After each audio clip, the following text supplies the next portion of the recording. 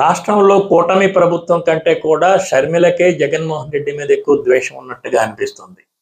ఇప్పుడు షర్మిల ఏమంటుందంటే, గతంలో సెకీతో చేసుకున్న విద్యుత్ ఒప్పందాల్లో అదానీ 1750 కోట్ల రూపాయలు జగన్మోహన్ రెడ్డికి లంచంగా ఇచ్చాడని, ₹2.49కి కొనుగోలు చేయడానికి ఒప్పందం అయిన కరెంటు వల్ల రాష్ట్ర ప్రజల మీద ₹1,00,000 కోట్ల భారం పడుతుందని ఆ రోజు మీరే చెప్పారు.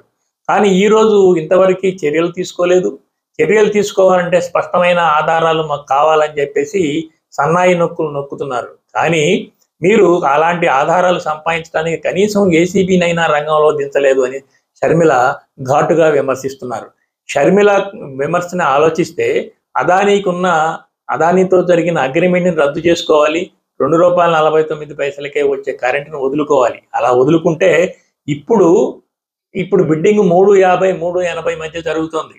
కనుక పరోక్షంగా కూటమి ప్రభుత్వం జగన్ చేసిన కార్యక్రమం మంచిదే అని అంగీకరించి ఆ విషయంలో మౌనం వహిస్తుంటే, షర్మిల మధ్యలో వచ్చి మీరు చర్యలు తీసుకోండి, బీజేపీతో మీకు పొత్తు ఉంది కనుక అదానిని కాపాడటం కోసం జగన్ను కూడా కాపాడుతున్నారా, ఏదైనా చెయ్యండి అని చెప్పి కూటమి ప్రభుత్వం మీద విమర్శల దాడి చేస్తుంది.